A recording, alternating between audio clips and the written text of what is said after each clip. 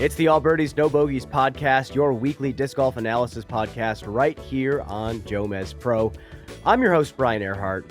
My man, Nate Perkins, is out there in Stockton, California. It is late Sunday evening here on the East Coast. Champions Cup is over. Another chaotic weekend, potentially the most chaotic one of the entire season, and it's the first major.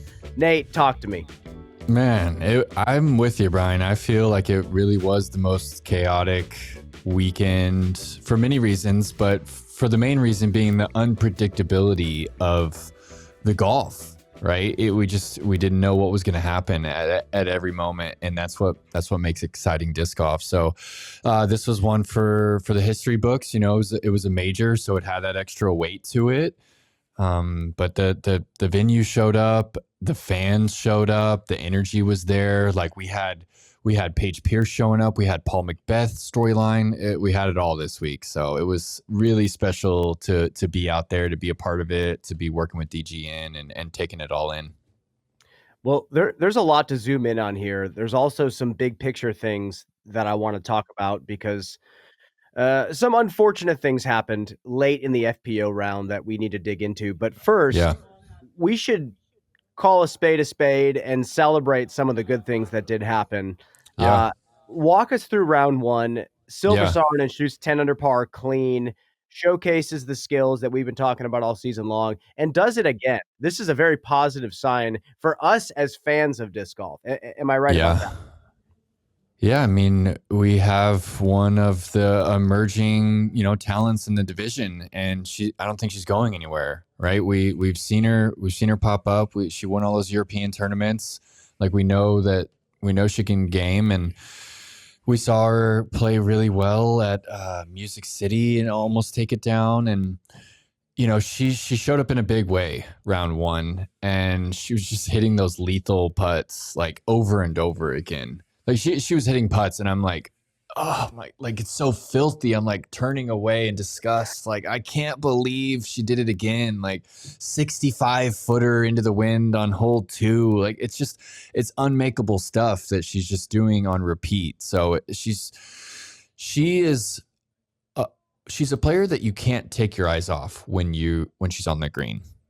It's not like, oh, she's just going to lay this up. Like she doesn't lay up any putts. And I think that she's building this fan base because of how exciting it is to watch her with her putting stroke. I think in general, her play style is so idiosyncratic to her.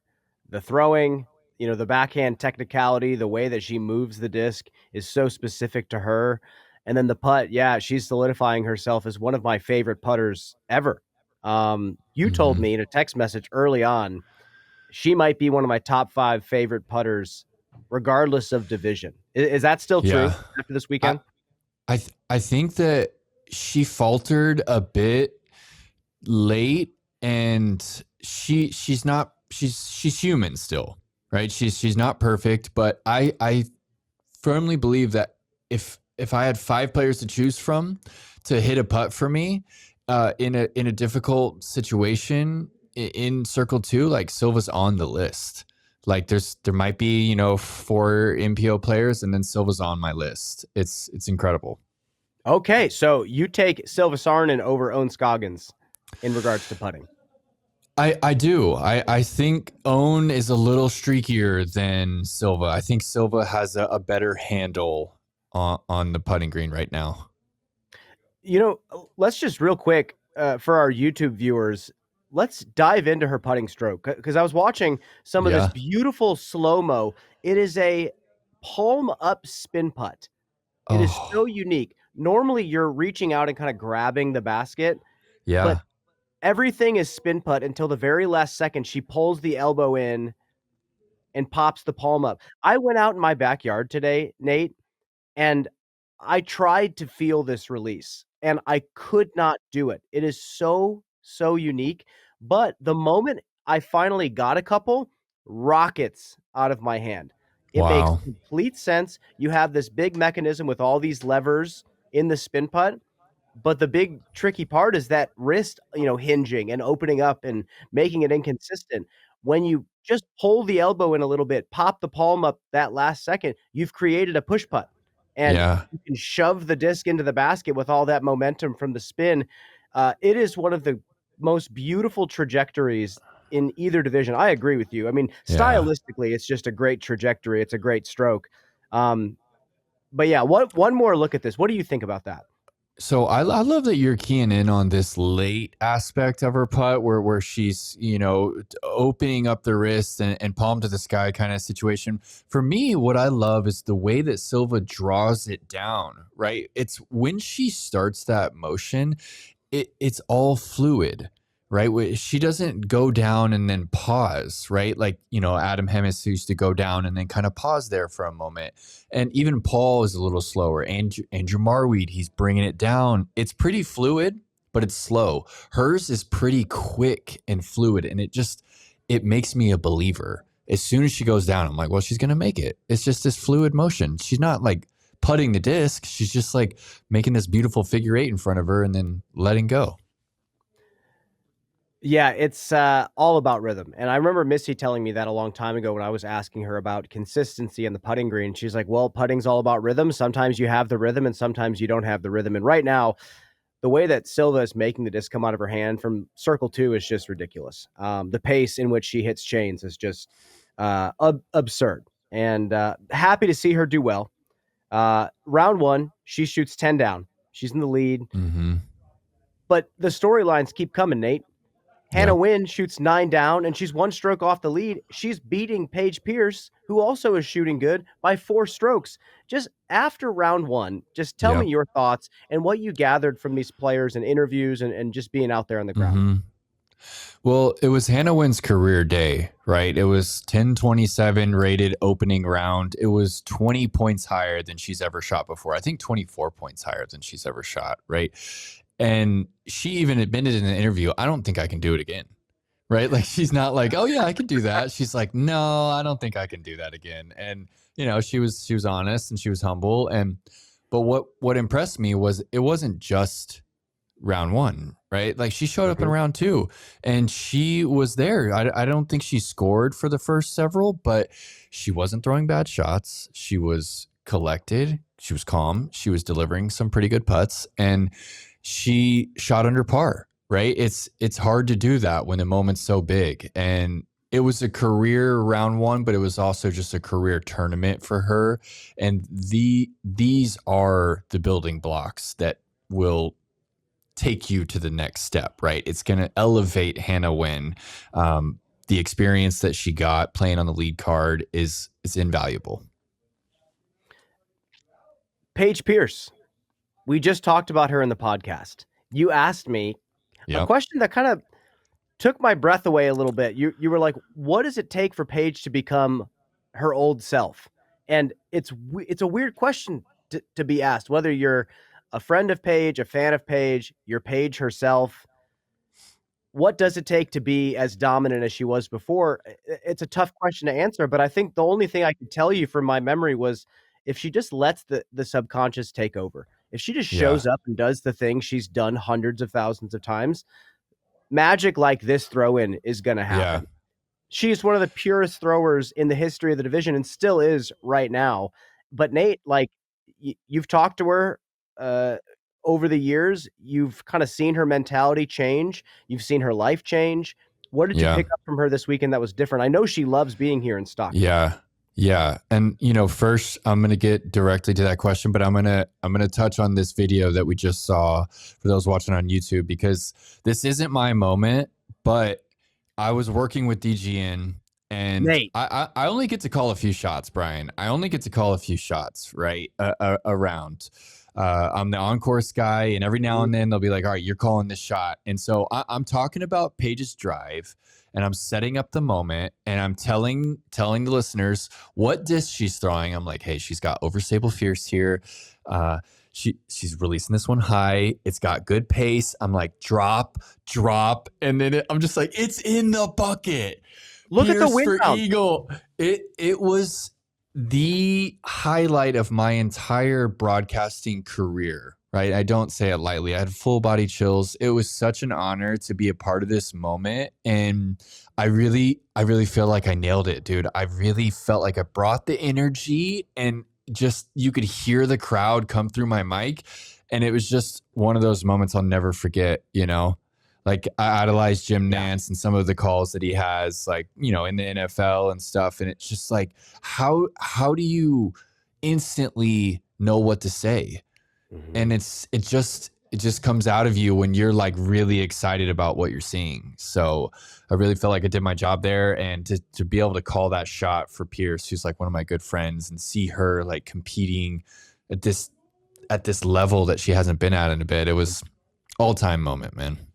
I thought the whole weekend was a shining moment for you. I thought you had a great weekend out there on the ground. Did you feel like you were pretty locked in?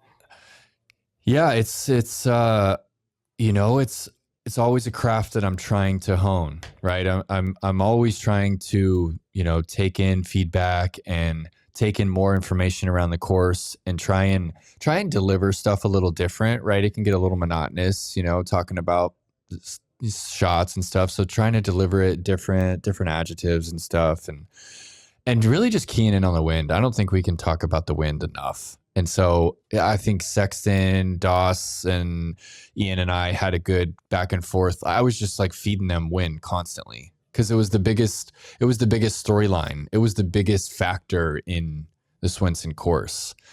But I do want to get back to what you asked me about Pierce, because to me, what she clearly tapped into was just overwhelming confidence, right? Like, she has won here 3 times. She won here 3 times in a row. And she basically has family here in OTB, right? It was one of her early sponsors. It was one of OTB's first like big sponsored players. Nate Perkins was the first, actually.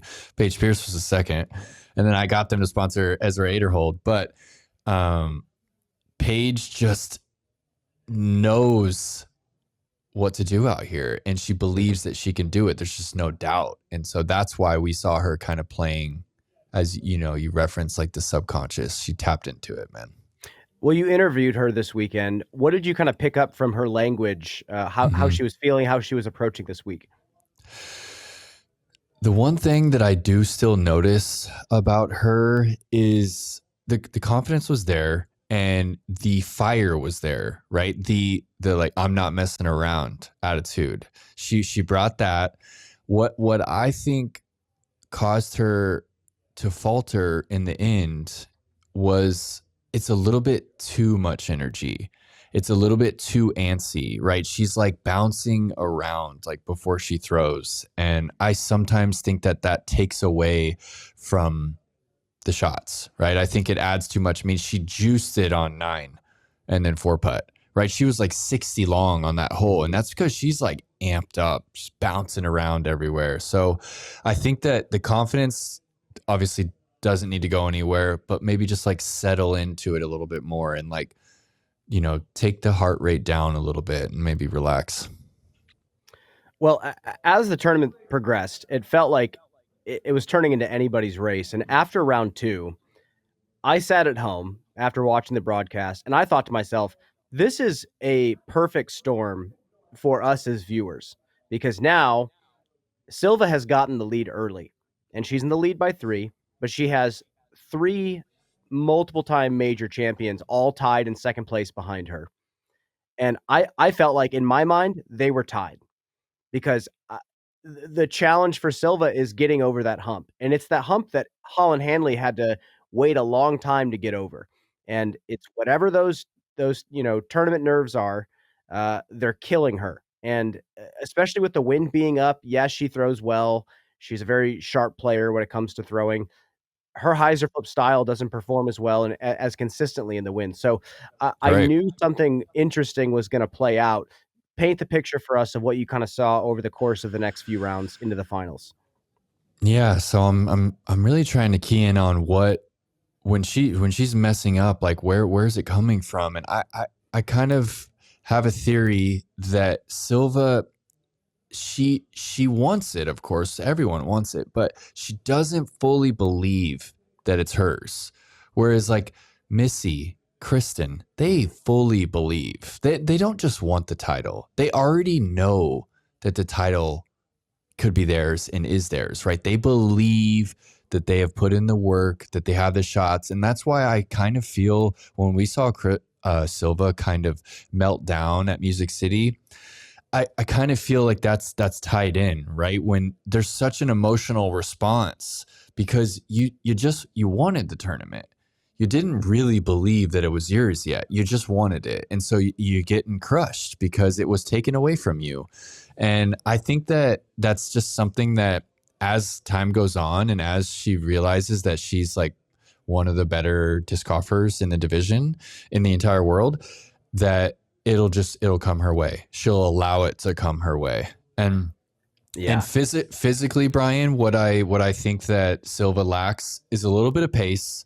She can throw far shots when she gets the full flex, but she's not throwing as fast and she's not spinning the disc as fast. The speed and the RPMs are like they might be the same as Missy's, but even a little bit lower. But Missy just has like a little bit better like Annie full flight situations, whereas Silva's like hyzer flipping. And then the next thing is that Silva goes to the standstill just a little too often for me, right? Just a little too often. It feels why? like 360 in on hole number 3, I think round 2, and it's like you need some pace into the throw to get up and down, right? And I think it's a superpower and it's also a crutch. Mm-hmm. That's a good call. I think crutch is a good way of putting it. But yeah, I think just in general, the problem with the hyzer flip thrower is that you have to be on all the time. I remember watching, I think 2019 it was. This is just a quick personal anecdote. I watched Jordan Castro shoot almost 1100 rated. He was a stroke off 1100, and he's a super hyzer flip thrower. And when you watch a raw hyzer flip thrower shoot that kind of a round, it is beautiful. You watch like 18 gorgeous hyzer flips with perfect shape. And when Silva's playing well, you're kind of mesmerized because she is so technical and moves the disc so well. But like you said, it's not like she's throwing with 1500 RPMs and the disc is on this frozen rope. She's really moving the disc. So you really have to be on if you want to do that day in and day out. And I think psychologically, we've all felt this. It's a very hard hurdle to get over. You start hot, you shoot really well. Eventually you wake up and you realize how well you're doing, whether you're getting text from your family, you're seeing messages on social media saying, oh my gosh, we're rooting for you. You're doing so well. Eventually you realize where you stand, and then you want to hang on and cling to that performance that you've just done. But there's still so much golf left. And I think what Kristin does so well and what a player like Missy does so well is they keep stomping like every single hole, every single shot. It just feels like they're slowly marching along, not making those giant mistakes until the very end. And that's why she got caught, or Silva got caught at Music City. Kristin didn't look like she was in. I look back to their battle in Vermont when we saw it happen. I didn't think Kristin was in it at all, but she just kept trudging along, par, birdie, par, birdie. She's not stringing along crazy things. She's letting you make the mistake. But Nate, I have a very strong feeling. It might take a while. We're going to see Silva have multiple wins in a season, and it's not even going to be a question. I'm right there with you. I fully believe in her, and the putt's just too lethal for her to not win some tournaments like outright. I'm sure you guys hear the drums in the background, Brian, maybe, but we're at the OTB shop right now. They're letting me set up in their podcast studio, and the place is the scene, right? This is their headquarters. It's where they're pushing all their discs out, and they've got the kegs on tap, and they got live music, and they got the Game 7 NBA on, and there's like a bunch of chess boards out. There's chess, Brian. You'd be stoked. There's people playing chess like late into the night, and just all the disc golfers. They gather here and they mingle. Lizotte was here last night. AB, Adam Hemmis, Austin Turner were here till like 1 a.m. On a school night. Like they got to play tomorrow, and it's just it's a cool place to be, and it kind of holds on to, you know, that community aspect of disc golf, right? Like the whole tour like comes here, and we're just hanging. I and feel drumming like it's and podcasting. well, it feels more and more rare these days because the players are playing for higher and higher stakes. And I remember when players meetings happened every single weekend and everybody showed up, and it just got to a point where everybody was doing their own thing. Everybody was so busy with whatever media obligations or practicing that everybody kind of stayed in their own pod, in their own lane, and players' Right. parties were getting less, frequently gone to, Yeah. unless they were vending. But that's very refreshing to hear, Nate. And why do you think that is? Why do you think this is the spot? Well, it's just the people here at OTB. It's Danny, it's Aaron, it's Sam, it's Jared. It's just all the individuals here that have like cultivated the just open doors, right? And that, you know, it starts with a few sponsored pros, and they're like, hey, come over here. These guys are cool, right? We're just hanging out. I came in here several years ago and actually recorded in this room. And that's when Danny at OTB like offered to sponsor me. And then we're recording with Paige at SF San Francisco Open like a couple weeks later. And I'm like, hey, guys should sponsor Paige, right? And then Ezra Aderhold wasn't even on the scene yet. And I'm like, you need to sponsor this guy. And they're just like, okay, sure. We trust you, Nate, whatever. And they're just homies. And that has kind of like snowballed over the years. And now it's everybody knows. So everybody comes here to just, you know, hang out, have a good time. We were tossing the tossy light up Frisbee, like Jake Hebenheimer's like up on the roof and just dropping dimes to us in the street, and we're like sending it back to him on the roof like for hours. Like one time I did 10 miles on the course. I'm not even exaggerating. I did 10 miles on the course with DGN, and then 15 miles that night from 8 p.m. to like 4 a.m. Legit, we were throwing the Frisbee until almost the sun came up. Luke Humphreys, Jake Hebenheimer, Paige Pierce, myself, like couldn't stop. It's just so much joy. As you know, well, Brian. I got to say, I was playing catch with Simon for the show on Jomez last year, and I asked him who was on his Mount Rushmore of playing catch. And he grouped like you, Paige, Luke, that entire crew into one face on the Mount Rushmore head. Oh, and stop it, dude. Yeah, you made it. That's something. I think that's it for me. I'm dropping the mic. Retiring. Well, I'm sad that I didn't make the list. That was my first time playing catch with him. I think I impressed him a little bit. We had a couple of pretty cool highlights that day. But yes, Nate, I understand the joy of playing catch until 2, 3 in the morning. And it's really sad. I'm not on tour full time this year. I'm flying in and out, doing a bunch of random stints, but I miss being out there with you guys. Just enjoying the culture of the touring lifestyle and the people involved with putting all these tournaments on week in and week out. And I'm glad that people are still keeping that alive. We'll have to get a catch test in Europe. I'm down. We'll bring some Frisbees to Europe. Well, we could just do an episode of catch if you want. Yeah, we should. Okay. It's settled. Let's lock it in. Well, there you go. Well, Nate, I think we need to zoom in on something that happened in the final round. But first, just like paint the picture of how that day started for you and what you saw happen. Missy was starting to creep up the leaderboard in round 3, and then bang, here we go. Missy, Kristin, Paige is in the mix. Tell me what you saw. Missy goes Jam Town from C2, hole 1, 40-footer to start round 4, final round, and then 50-footer into the wind. This is hole 1 for those watching on YouTube. I mean, she like missed her layup, and there was so much pressure on that first putt. Look at this, dude. This is like 50 feet into the wind. That is the best putt of the tournament, right? Isaac's is a close second. We'll get to that later, but Missy's putt right there in the wind, man, it was gusting, and it just felt like it was her tournament, right? Kristin was like 1 over par through 4. She was making weird mistakes. And, you know, Silva was started like 7 back. Paige was making mistakes early. And then Paige found some heart. Paige found some real heart. She made some tough putts for par. And she wasn't throwing the disc great, but she scored. Where'd she score on 6? She dropped a big one there. 6 and 7. Yeah, 7 she scored. And then who made the mistake? Oh, Missy, Bogeys on 8. Mm-hmm. Kristin 4 putts.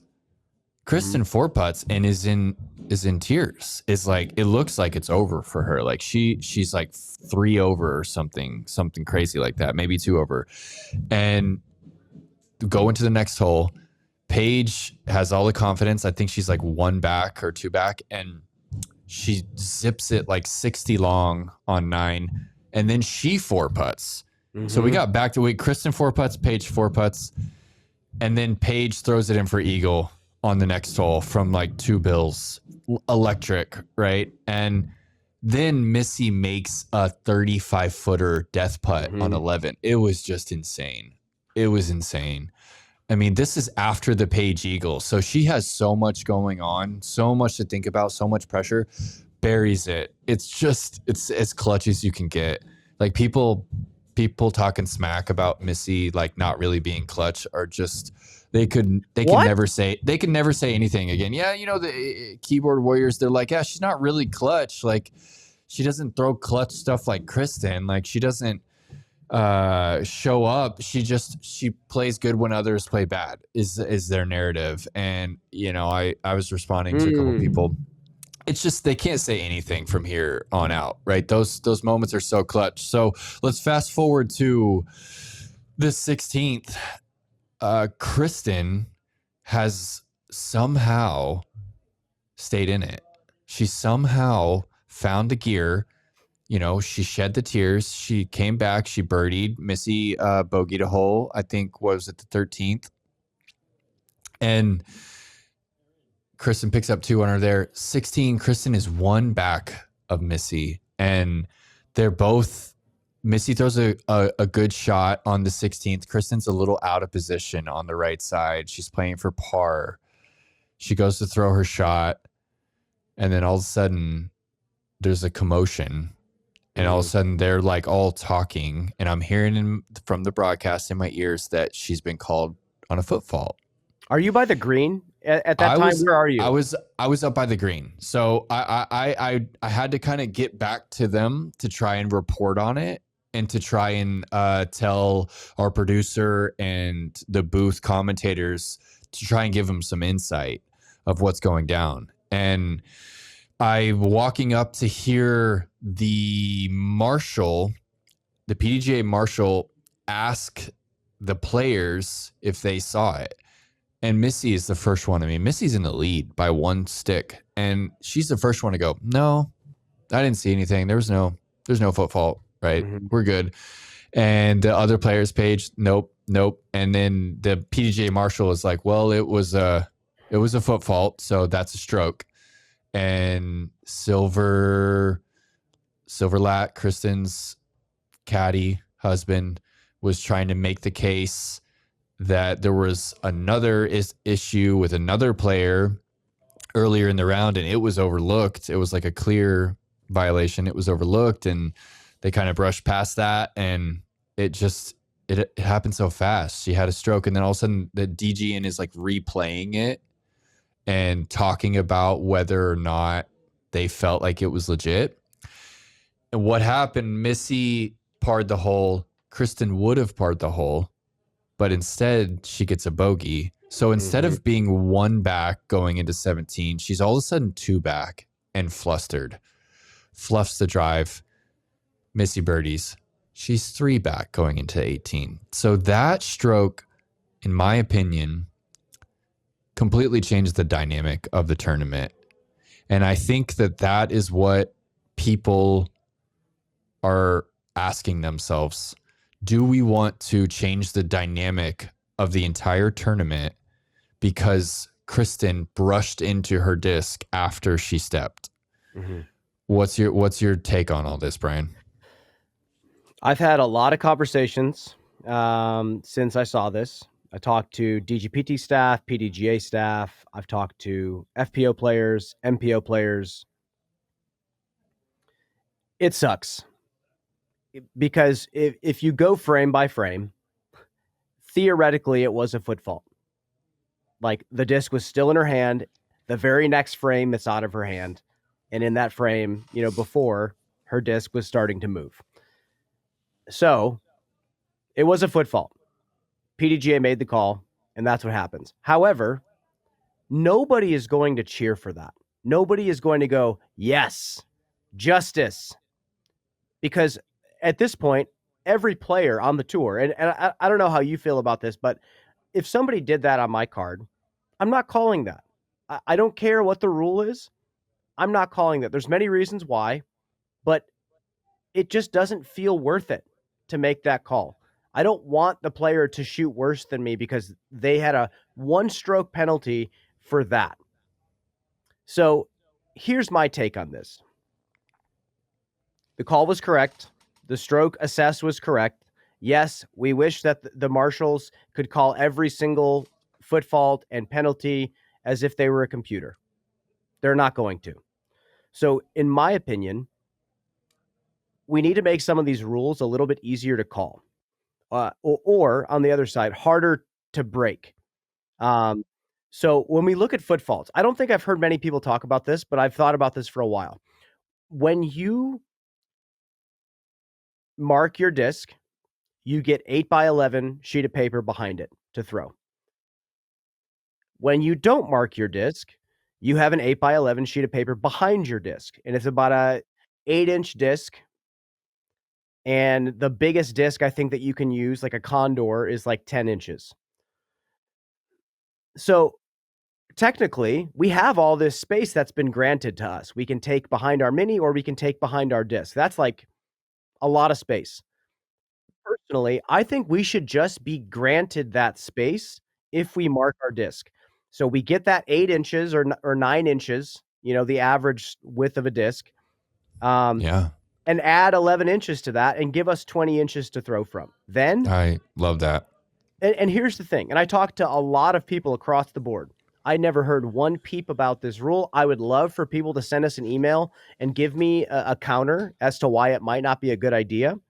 But I don't want to see any tournament decided on an accidental foot fault where, the ground slips out from under them and they hit their disc before they throw. Technically, you got to call that, right? Especially when you have a marshal on the car that's trying to be, consistent. But when you have all that space behind your disc to throw, that's already granted to us. We already have that space. I think it's better for everybody because then a foot fault that's called has more weight to it. And there's not going to be this side-eye element of like, ooh, who's trying to screw this person over? Who's trying to get over on this person? I hate that. And no one wants these calls to be called. But unfortunately, in that moment, the way the game is played now, it is. What do you think about that rule change of just giving us all that space granted to us? I love it. I mean, the challenge of our sport, it shouldn't be related so much to where you plant your foot. Right? It's about shaping the disc. It's about carving a line. And yes, there is a skill to knowing where your, brace leg is going to land, where you're going to finish your swing at. There's a skill to that. And there are players that can repeat that time and time again. And there are players that struggle with that and they kind of have to think about it a little bit more. So there's something there, but I think open it up. I love that idea. It shouldn't be as much of a focus. We shouldn't have to try and hit this tiny little square because that's not really what we're trying to create. That's not what we're trying to showcase, right? We're trying to see these players throw high level ripping shots, and we should give them a little more freedom. Every single player I talked to said they love the idea. Both divisions. I talked to staff members outside of the tour who work for these events. They thought the idea was great. I just don't think the cons are going to outweigh the pros in this situation. Like, you know what? you're right. There's merit to an 8x11 sheet of paper being what you have to throw from in the fairway. And some people are always going to say, you know what? You better be super tight with your footwork.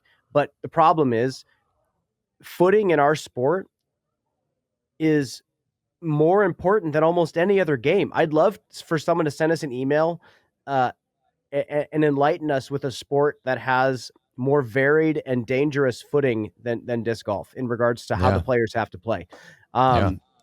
So because muddy conditions, wet conditions, players could slip and foot fault like no problem. That's why I think giving them the extra space would be a big deal. So we don't have to worry about crap like this. And we have players whose feet are longer than 11 inches. Like we have Big Germ is hanging out right now at the OTB warehouse, and I'm sure he'd love a little bit more room to pivot. Last thing I'm going to say, if you zoom in on certain players on tour, not everybody hits the brace as hard as others. Some players are going to brace super hard, rotate against that foot while it's parallel or perpendicular, and then pivot after they throw. Some players are pivoting as they throw. They don't brace as hard. And because of that, it's so much harder to call those micro foot faults. And if we give, PDGA staff members this direction to call anything as they see it, they're going to have to make a bunch of tough calls. And that's what happened this weekend. Any other thoughts about this, Nate? It took away from the moment, right? It puts this little, Missy earned it, but it still puts this little weird kind of, not an asterisk, but some aura, some bubble, right? But it's like what happened to Holland, right? The weird call at throw pink. It's like, it's not Holland's, it has nothing to do with Holland, right? The card made the decision, and even I thought it was in from the tee. So this situation, it took away from the purity of how it was unfolding, of right? The competition. It was unfolding, and then all of a sudden there's just this random stroke. It was just weird, and I don't blame the marshal. I don't think there's ill intent. No. He is not. That is the last thing he wants to do. I mean, I know the guy personally, and he's a very relaxed guy. He loves the game. Obviously this is his full-time job. He's traveling around, and the last thing he wants to do is insert himself into the competition, right? That's just there, for, good measure. And it's unfortunate for him because, yeah, he made the right call technically, but the backlash, it's unavoidable, right? I don't think anyone's going to be stoked about it. Not even Missy. I don't think Missy's like stoked. She's not like stoked on Kristin getting a stroke. Yeah, she probably wanted a good battle just as much as Kristin did, and the rest of the fans watching. But again, I don't think what happened today is someone out to get somebody. I think it's somebody trying to do their job well. And I think some of these comments of like, oh, well, you missed one back there. That means you can't call this one. Like I don't like that black and white way of thinking. We're human beings and we miss things and it sucks, but that's how it went. But I think we can make the rules harder to break, but still reasonable for the players. And then that way, maybe we might see some more self-officiating from the players. Also, on the other side, there's that time extension rule that they were floating out in the ether. I don't think it's come to fruition, but I really liked the idea of being able to go to a player who's struggling to throw their shot and say, do you need to take an extension? I think that's so much more professional and clean than going up and saying, I'm giving you a time warning. Like, I know like the hard asses of the world are going to be like, well, you should be able to say whatever you want to people. But like, this is real life, and these are people in an intense setting, and we want to be able to keep things cordial. And I think if you made this change for stances and the lie, I think it might relieve some of these annoying situations. But yeah, that's my take. You're spot on, B. You're spot on, as usual. But we have to get back to Missy Gannon. She just won another major championship. She's a Hall of Famer, undoubtedly, right? There's no question. Oh, there's no question. I mean, has she won the tour championship 3 times? At least 2. And then this is her second major, and she's won, some of the biggest tournaments in the world, Ledgestone a couple times. It's, Big Money Missy's like a legitimate, nickname, and she's going to be one of the all-time like money earners. No doubt Missy's Hall of Famer. Well, I just wanted to give her flowers because, controversy. You said the word asterisk, and I'm going to throw that as far as I possibly can away from this conversation because, I know that you want that. She too. earned it. Yeah, she earned it, man. Every bit of it. The call that was made, unfortunate circumstances. It was a valid call. Video evidence shows it. Obviously, we can't use it in the moment, but the call was made. And Missy just shot 27 under par at a really challenging course at Swenson. So you know what Missy, she did right after the call was she threw the biggest bomb of her tournament on the 17th. Like her shot on 17 was like pushing the water. And we've got it right here for those watching on YouTube. I mean, it was just in the air forever. Look at the skip. It's way up there. Yeah. Way up there for her. Look, it's like almost chip shot. This is like all hyzer into the FPO pin, and it just started turning the screws on the field. It was over at that point, and that's clutch. That's the definition of it right there. And then the heads up play on 18 to be able to go OB left like that. It's just it's definitely really smart. And she's a threat at any tournament. And, I think that going into this tournament, you're not like, hey, this is a Missy Gannon course, because it tends to be like more of a power player's course. But with the wind dialed up like it was more of a precision player's track and like a good, wind putter. And that's Missy to a T, right? Yeah, and I think her speed has just gotten better and better every year. And when it comes to these long courses, I'm not going to say she's like a controlled no power player. She can smash the disc. And I think that's something to be said. We have to make sure that she's in that list of players that can throw the elite power. She's not Ella Hansen power, but she's now able to flex a shot out to the distance that you need to throw to win consistently, no matter the course. So Missy, congratulations. Phenomenal weekend of golf. I love watching a closer kind of creep up the leaderboard, over a 4-round tournament. You don't take the lead in round 1. You don't take the lead in round 2. You just sneak your way up into the finals and then get into a battle and win. So, amazing weekend. I think there's a lot of discussions that need to happen, but our sport's still young, and I think they will happen. And I feel very confident after speaking with the people I've spoken to that some of these things are going to be very heavily looked at. So I'm very happy about that. Right on. Well, Nate, let's talk about MPO. And it sounds like we're not going to waste any time. We got a very special guest, someone that shot very well this weekend. Bring him in. Yeah. Yeah, absolutely. We got a really special guest here. And this is what makes, obviously just podcasting in general, but, this situation with OTB. And that's why we set up here, is because we can get guys like Andy Marwede, who was competing for the dub this week. And Andy, thank you so much for sitting down to talk with us. And we're going to talk like kind of right into that.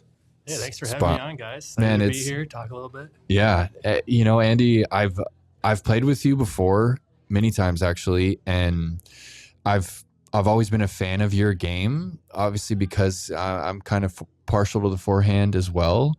But the prowess on the putting green, man, you're pushing the record this year. You were at 96% from C1 going into the tournament. Can you just kind of share with us like how you're able to like settle into those moments when the pressure's high and still like deliver these incredible putts? For sure. I appreciate the compliments. Putting is obviously the strong part of my game. And, if I walk up to a 30-foot death putt, I'm a lot more calm than I would be to a wide open backhand tee shot. So putting is my comfort zone. Driving off the tee is more of my stressful situation shots and stuff like that. But this tournament was actually my worst circle one percentage of the year so far. What was it? I don't know, probably just under 90 or something like that. Wow. But circle 2 was great, especially for how windy it was this week. It was really hard to get all your drives in circle 1. So hitting a few deep circle 2 putts really helped me, you know, get that momentum I needed to string along a few birdies and stuff like that. Well, what was the moment, like, bring us into that final round. What were some of the moments that stuck out to you? For me, hitting the basket on the 13th for almost an ace and then going OB, like, what's your reaction to an unlucky break like that? It was tough. You know, I had one of my most trusted discs in my hand. I had a pretty good wind read, especially if this is the 4th time playing that hole. Different pins, but same type of shot. My forehand was feeling super dialed. I knew the shot I had it. As soon as I released it, I was pretty sure it was about to be parked. Wow. Once I saw it swinging in there. Oh, we've got it. Sweet. For those watching on Jomez. Yeah, nice hellfire shot, a lot of hyzer, hitting it almost as hard as I can. Once I saw it hit the top of the basket, I knew it was instantly OB. Toast. But the good thing about that is there is a drop zone putt. And you cashed it. It's makeable, and I had to make it. You know, there's no other, you can't miss that putt at that stage of the tournament. So what's the dynamic like? Are you aware of the exact like stroke separation between you and Isaac the whole time? Like, are you just having natural, like, hey, I'm 2 back. Okay, now I'm 1 back. Now I'm 3 back. I had a good idea. Usually I like to check scores during the tournament, but also usually I'm not on lead card at a major. So I tried not to check scores to, you know, just keep my game plan and, you know, of what I've been doing all week and not really stress about, you know, like, dude, you might actually have a chance to win a major. It's a lot for someone like me who doesn't get those opportunities as often as some of these other guys. But, you know, I stayed in the moment, you know, did what I had to do. Luckily, this course is like, you know, very forehand friendly. It's power forehand for sure. You know, and it was great playing with Sully, who's more of a flat, choppy sidearm. And just like you said, that, you know, I like to flip up forehands and all that. Yeah. So dealing with the crazy winds and really trusting the forehands out there really gave me all the confidence I needed. Brian, what do you want to hear from the Cookie Monster, man? Oh, I got a couple questions for you. First off, 89% this weekend from Circle 1, 32 of 36, a despicable performance by the numbers. You're 95% Circle 1 putting going into the tournament. And then you missed 4 putts over 4 rounds. My real question for you is, what is your reaction to some of these few missed putts that you've made from Circle 1? Are you disgusted, or do you just not even pay them any mind?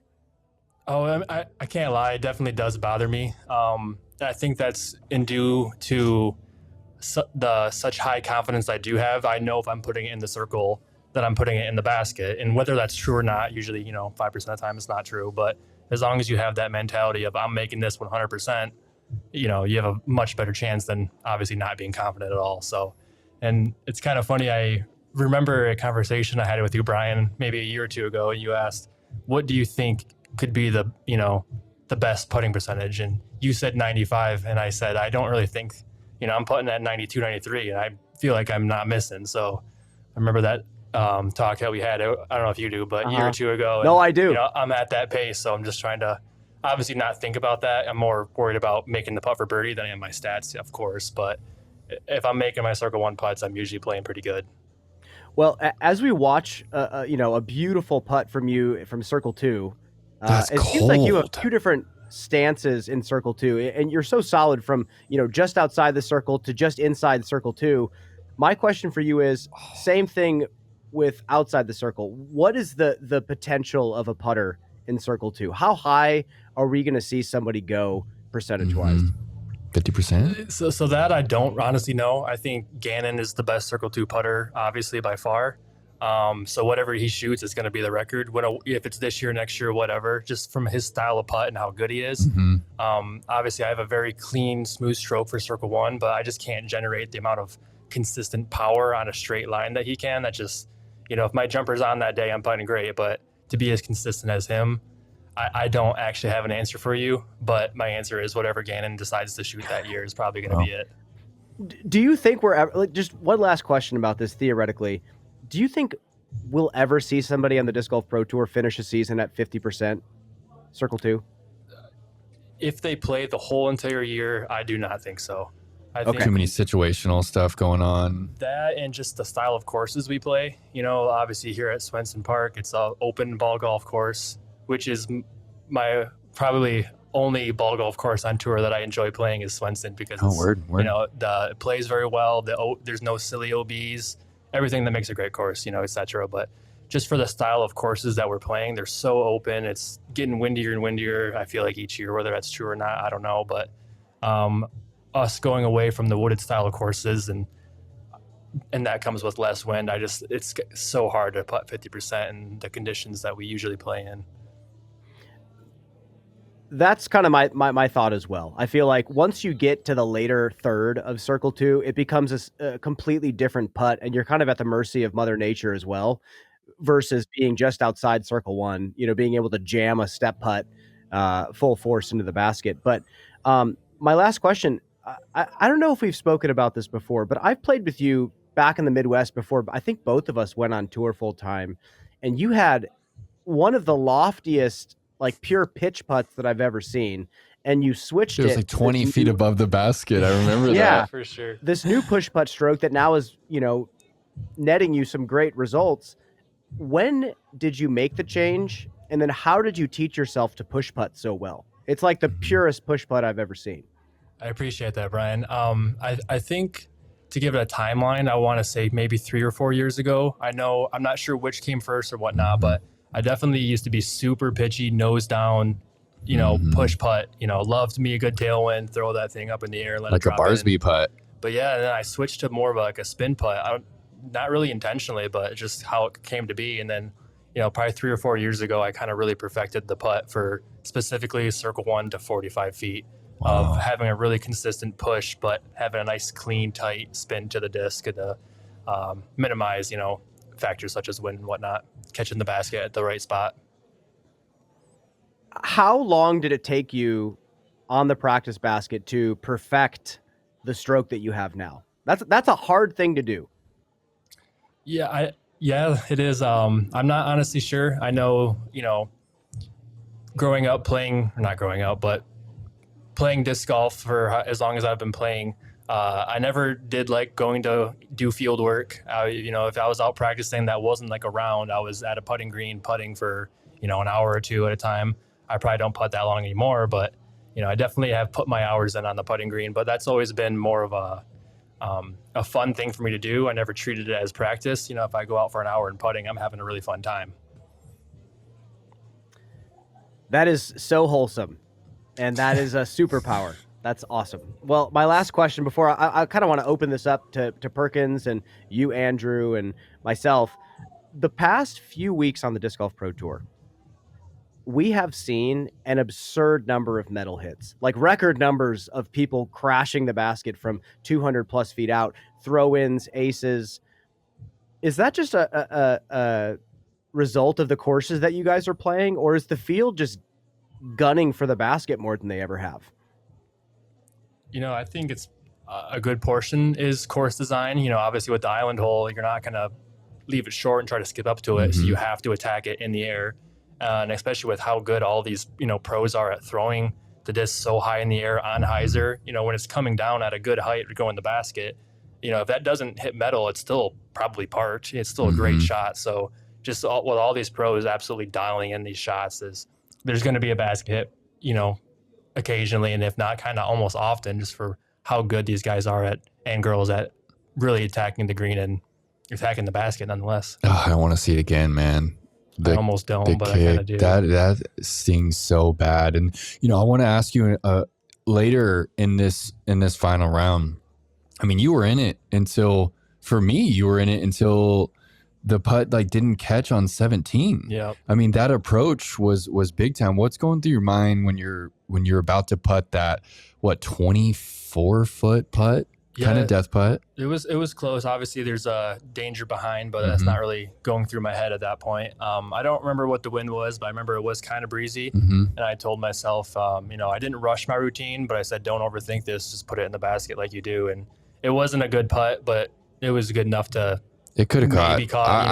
I thought it should have caught. I was pretty shocked, and yeah, it's crazy, man. You're first time playing lead card on a major, and you're in it until hole 17 with Isaac Robinson, who somehow is able to, I don't know, play some high level golf. So it's pretty sweet to see you there, man. He loves playing good at majors, that's for sure. But yeah, Yeah, I was, like I said, I didn't check scores, but I was aware of the situation on hole 17. Yeah. I told my caddy, is like, if I somehow have a good drive out there, I need to go for it. I need you to let me know because I'm playing this hole for par every other day. That was a big shot, dude. That was a big shot that you threw across the water and cruised right under the oak. That was nasty. I felt like it was like, when you threw that shot, I like said out loud to myself, like, this guy's filthy. Like you reached for something else to make that happen. Yeah. Right. Like you said you were playing it for par. I saw the way that I saw this throw and I saw what you put into it. And I felt that from you, that you were kind of giving it everything you had. Like that's what it looked like. You were just giving it everything you had. I knew that shot was a little bit out of your comfort zone. So that was pretty high level stuff. It hurts to see it shake out the way it did. Obviously I want all you guys to win and have that moment, but you're a baller, man. I see it coming soon. I see it coming soon. I thought it was coming a couple of years ago at Auto Wild, and Dub's coming soon, man. Thanks, Nate. I appreciate that. Yeah, I was telling my buddies, it just felt like this weekend my backhand drives were going like 40, 50 feet further than they usually do. I don't know if it was the adrenaline or just me playing good disc golf, but sweet. It was popping out there, so it helped. That's a good feeling, man. Well, should we let him go, Brian? Oh, I got one last question for this man.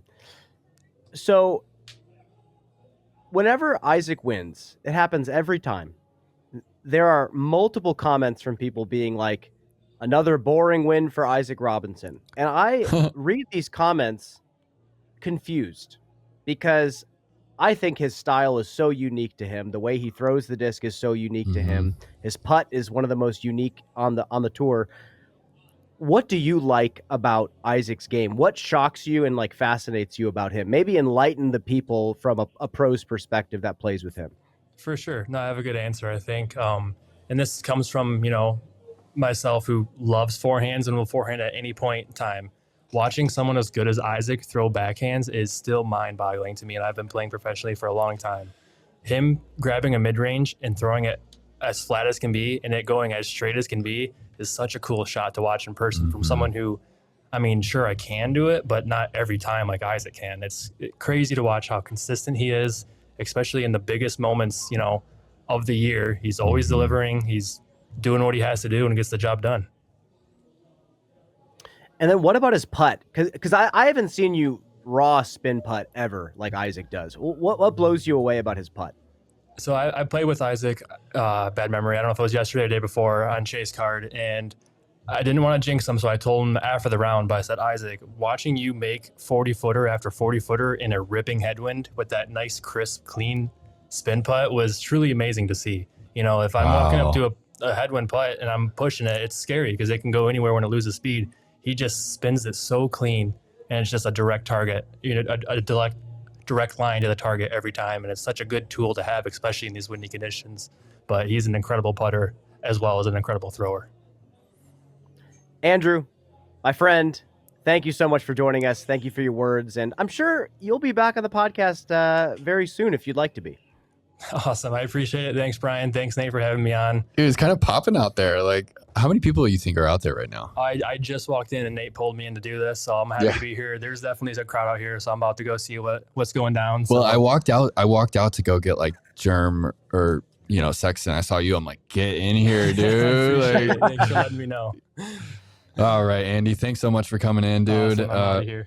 Get out, enjoy it, man. And your next event is, you going to Shelton or are you going to? I'm playing Masters Cup for the first time next week. So awesome. Me too. I'm playing Masters Cup. Yep. Dude, I'm going to get on your card. I'm going to shoot a good round. I'm going to get on your card. Both you guys are playing?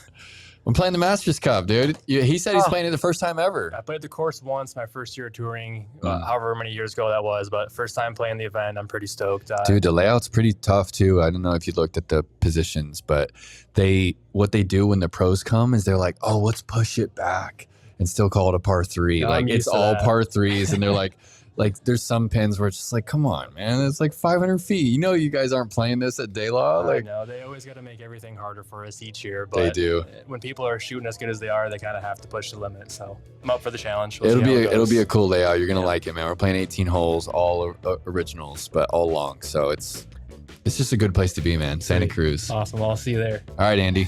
Thanks for joining us here on All Birds, No Bogues. See you, man. Well, I am very jealous that you're playing the Masters Cup. I love that course, and I love Santa Cruz. And same. I, for a second, had a dream of moving there when I was walking down the boardwalk, and then I realized there was a trailer home that was like $600,000, and I realized it was not for me. But getting a coffee at Verve and walking down, watching the surfers kind of come in, sitting on a bench. I just sat there all day one day. I played my practice round and then just watched people surf. Cool. Truly a special moment out there on the tour. I'm with you, Brian. I love Santa Cruz. It's been a vortex for me since it was the original course that I wanted to go play. So when I graduated college, I was like, I'm going to go play the Masters Cup. And I cruised straight there from Texas to Santa Cruz. And then 8 years later, I meet my wife there. I meet Catherine there. It's our 2-year anniversary today, May 4th, May the 4th. Congratulations, bud. In Santa Cruz, I was playing the Masters Cup, and there was the disc golf gathering before the event. I was with Shasta Chris, and we're like, yeah, let's go to the putt night. And there was a Afro Beats night, and then all of a sudden, all these beautiful girls walked in, and Catherine like locked eyes with me, and 9 months later, we're engaged. It was crazy. It's funny how life works like that. It's crazy, man. I met my wife 2 months into my touring. I saved up all my money for 3 years, and then met Lindsay 2 months into it on a completely different side of the country. It's funny how that works out. But yeah, Nate, man, you're getting me all nostalgic for these parts of the tour that we don't get to go to anymore. So enjoy, play well. Let's wrap up this MPO. Isaac won. Amazing stuff. He's our Brooks Koepka. He wins all the majors. He's only gotten a couple wins outside of that.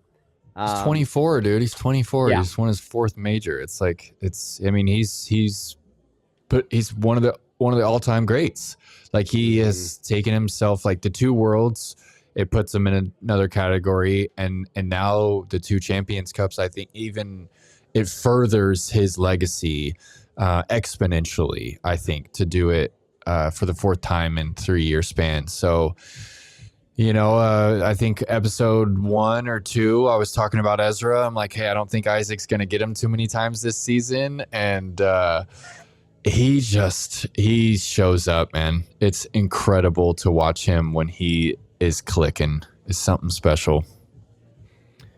He's got the X factor, that's for sure. And I think it's a rare occurrence to have an athlete like Isaac or like a Brooks Koepka in traditional golf. That just come alive when it's the majors, and it's the same field. Everybody's the same. They play against each other every weekend, but for some reason the title changes, and he shows up and plays just beautiful golf. And I want to hammer on this. I think I might respond to people when they start calling his play style boring. I'm sick of it. His play style is so unique to him. I watched him at New London, and he finds himself in situations where he doesn't have an answer a lot. And the resourcefulness and what he comes up with is unbelievable. I think the way to get a true taste of how good he really is to buy a ticket and go watch right behind him. Get a VIP ticket and watch him when he's not in a comfortable position. Watch him take that reverse pivot back behind him, throwing the patent pending. Watch him throw a shot in the woods when his only option is a stable backhand. And somehow he laces a 1 foot gap with 300 feet of power. Watch him throw those reverse flex shots where he throws a backhand hyzer, it moves left, and then somehow flattens and then turns back to the right and then gets back left. It's insane.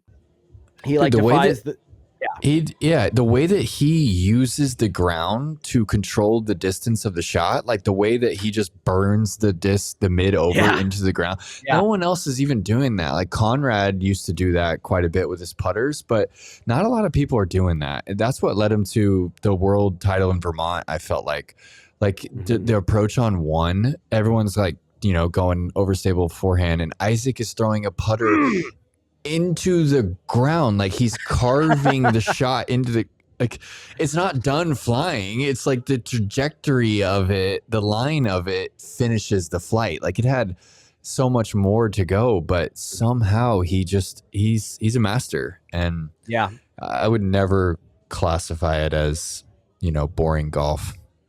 all right.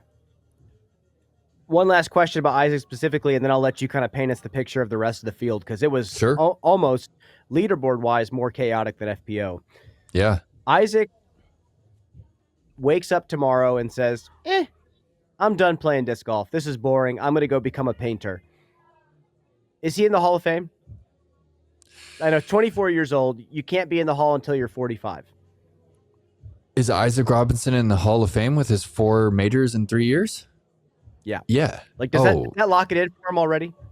Oh, I mean, I think James Conrad's in the Hall of Fame for winning USDGC and Worlds, of course. Right? And Isaac doubled that. So it's simply titles for you, like the longevity of a player's career doesn't play a lot into it, or like I guess this is an interesting thing to talk about, because you don't get to be in the Hall of Fame at 45. Right. Can't be voted in, and I think longevity has less to do with the Hall of Fame and more to do with, like, when we start talking about the greatest of all time, right? And we start, it's, I think to get into the Hall of Fame, like, you have to be looked at by your peers as just a threat, right? If you were playing for a 5-year stretch and everybody was like, this guy can win the tournament, and won several of them, you're in the Hall of Fame. Like, you're at the top of you're at the top of it, right? I don't think one major gets you in, right? I don't think Presnell is in the Hall of Fame, but I think if Presnell won a world title, I think he's a shoo-in for the Hall of Fame. It's like, to show up again at another major and prove it again at another course, I think is one ticket in. Well, I think that gets you a reputation of being, like, again, a Brooks Koepka, or we could say an Isaac Robinson, a player that just shows up on the big stage. So the narrative would be similar for him making it as well. So anyway, Isaac, amazing win. Congratulations. Nate, you're out there. I'm going to just let you take the floor. What a weekend. What a gallery that showed up to watch this as well. Yeah, gallery was strong, man. The spectating experience is it's near the top up there at Swenson, because there's so many different vantage points that you can just float around the course and not be in a fairway, and you can see a lot of holes and see a lot going on. And we had perfect weather. It was a little warm first couple days, like mid 80s, but it's no humidity, and there was a breeze, a strong wind. So it was perfect those first 2 days. And it was a little cooler. It was like almost high 60s on Saturday, reprieve from the sun, like, overcast. And that day when the temperature dropped and the pressure dropped is when the barometric pressure dropped, is when all the chaos happened.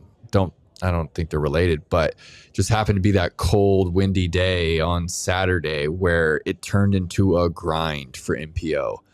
Like, Paul got to 20 under par on hole 10 of round 2, and it looked like he was going to walk away with the tournament. Like, it felt like he was on, like, he could just chip around the course. And then he hit the post, rolled backwards in the water on 12. Couldn't believe it. He couldn't believe it. He gets up to throws it OB left. Didn't even know he threw it OB left. Double bogeyed the hole. Was beside himself, emotional. Bogeys the 13th. All of a sudden, he's back to 17 under par. I think he got another birdie, but then goes bogey. Like, he finishes the round, and he's worse off, right? He is at, I think he was at 17 when he finished round 2. He finishes the tournament at 15. Like, it's unfathomable the fall from grace that he had this week. And for me, that was the biggest story outside of Isaac, was Paul playing like 2019 Paul or 2015 Paul for 28 holes. And then all of a sudden it's gone. That's not something that we used to see. When McBeast was there, he stayed there. So that was a completely new experience for everybody. And Sexton, Doss, Ian, they couldn't believe it. They didn't know what to make of it in the Disc Golf Network booth. I didn't know what to make of it. The fans were just in shock. Paul had no idea what to do. And I felt like there were so many people outside of Paul that had countless opportunities.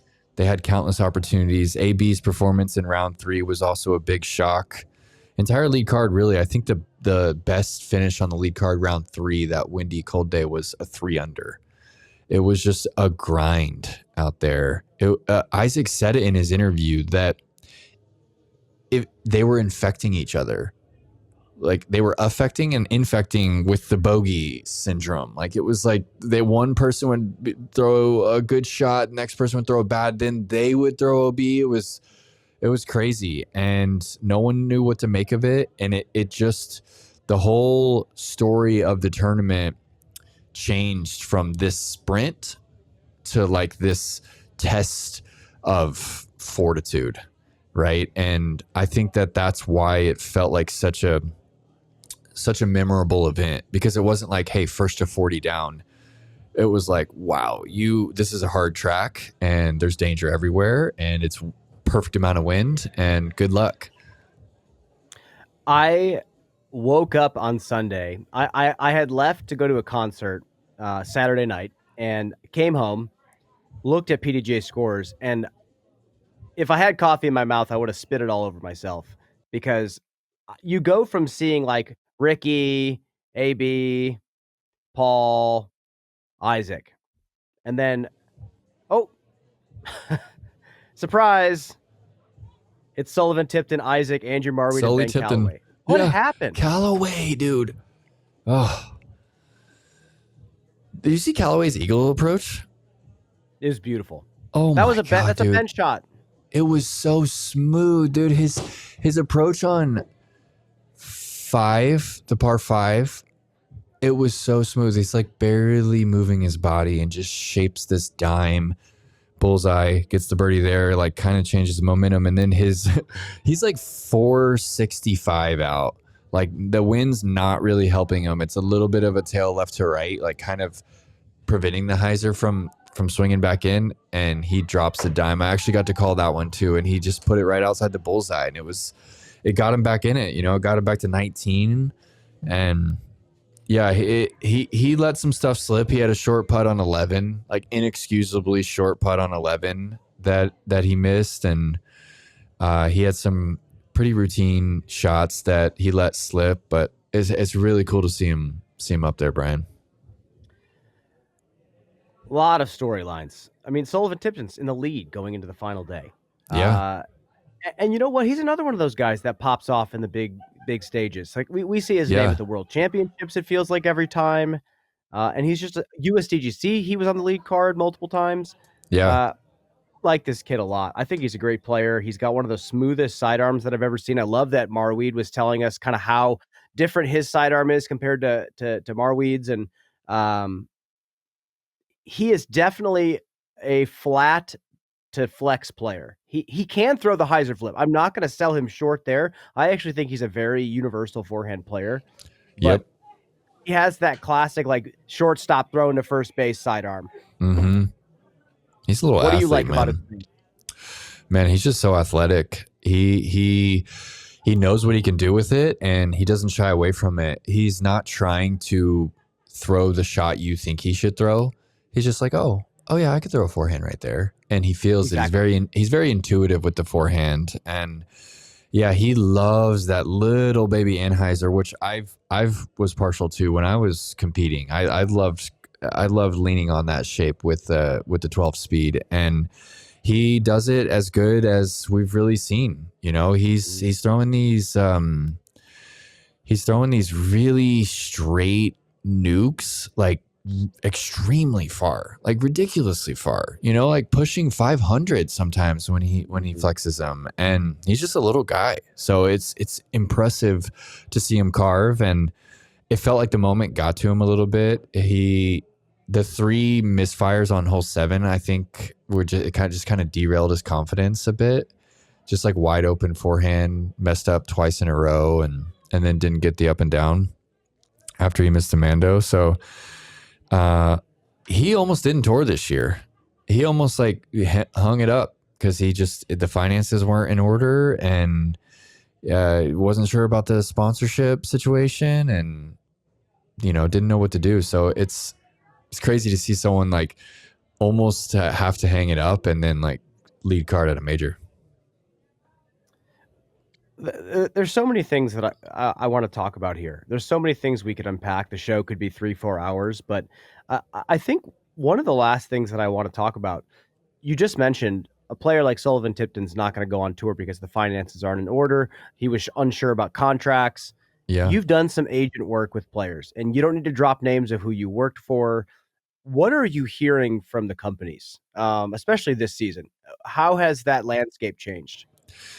Yeah, it went from this place of abundance, right? Like any time a company signed a player, they could print, X amount, 10,000, 12,000 discs with their name on it, and they would all sell, right? So they could get that player, $24K, $36K, and they could sponsor them for the year. And when we kind of had that resurgence after, COVID obviously surged, but then it kind of pulled back, companies started to look at the marketing dollars that they were spending and reevaluating it. And they were spending a lot of money on players, like mid-tier players, like me. I had a good contract with Discmania. I was getting paid enough money to tour, and was a player like me, was a player like Presnell, Jordan Castro, were we really moving the needle? Like the companies had to reevaluate and just start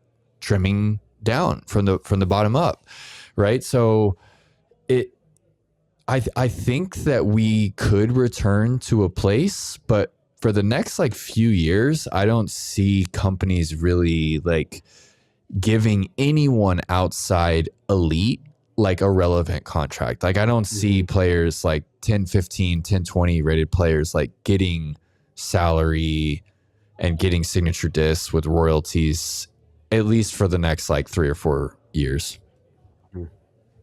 Well, I know the answer. We've talked about this because me and you kind of came up in the same class out there on tour.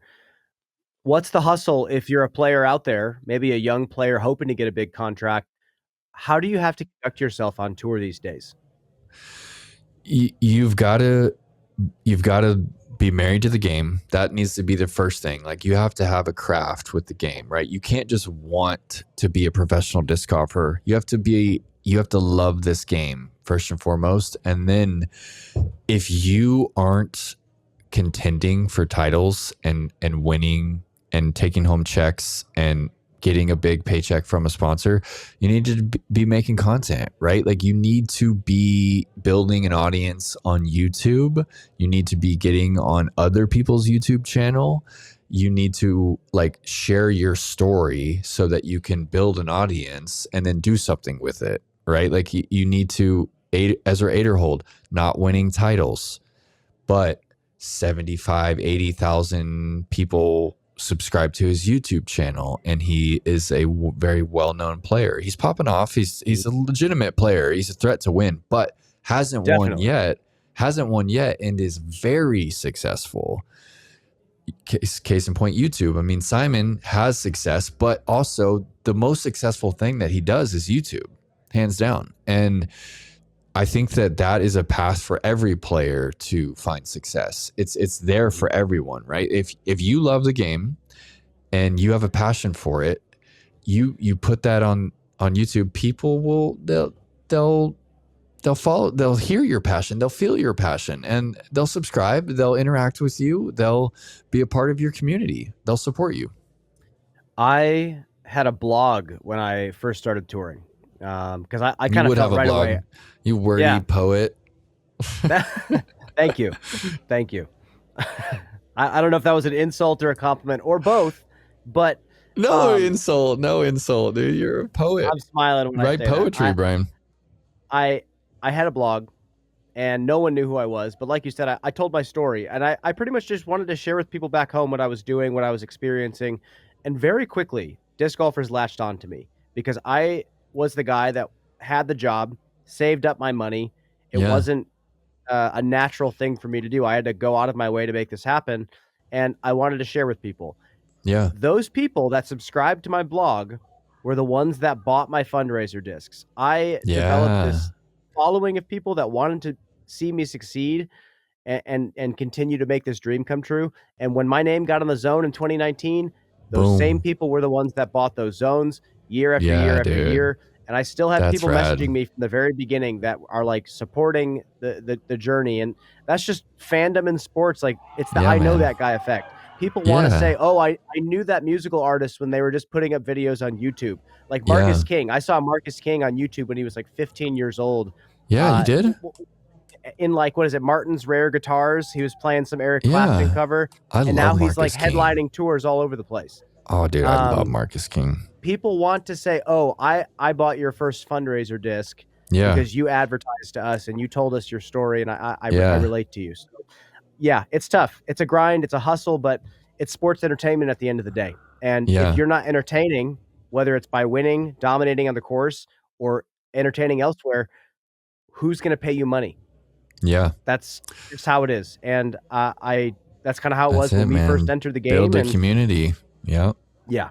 I think it's going to be like that for a very long time. I think some of the big contracts that we got in the game were great tools for marketing, and they paid off big time for everybody.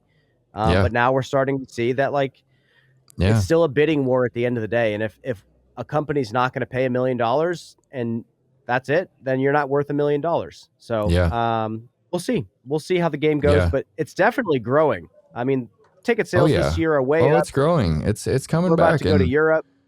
Dude, the sport it's the best sport, man. It's the best sport to watch live, dude. The Disc Golf Network it's lit. It's so like what we have. I know all our subscribers, they know what we have, right? We have these incredible stories unfolding like every other week, whatever, 26 times a year, 30 times a year. We just have these incredible stories unfolding. And I feel like we still haven't like hit that exponential kind of like just boost. We haven't hit it yet. Like COVID was one thing, but we're going to go viral. I feel disc golf is going to be like a sport of the future, no doubt. And I love it, man. I love the game. And just you wait. You think we should do the course grade, or I'm like fading over here. I'm ready to go. I'm ready to course grade and wrap it up. All right, let's course grade. All right, here we go. Course grade. I'm going to hit him quick. And I'm going to hit him quick, not because of the injustice, but just because I'm 12 miles a day for the past 4 days. So I'm feeling it at the moment. And so I'm going to go setting, and there's two pieces to this, right? Because we're in Stockton, California, which is notoriously not a great city, right? It's known for its crime, right? It's not a great city, but Swenson Park is a special property. There are like 30 or 40 different species of trees that were planted there intentionally. There's these giant oak trees, giant Central Valley oak trees, and there's baby redwoods that are growing like 70 feet tall. There's Swainson's hawks flying around, red-tailed hawks. There's red foxes everywhere. There's ground squirrels by the hundreds that are trying to escape the foxes and the hawks. Like the wildlife is like next level, dude. It's like a paradise for me, Brian. It's awesome, dude.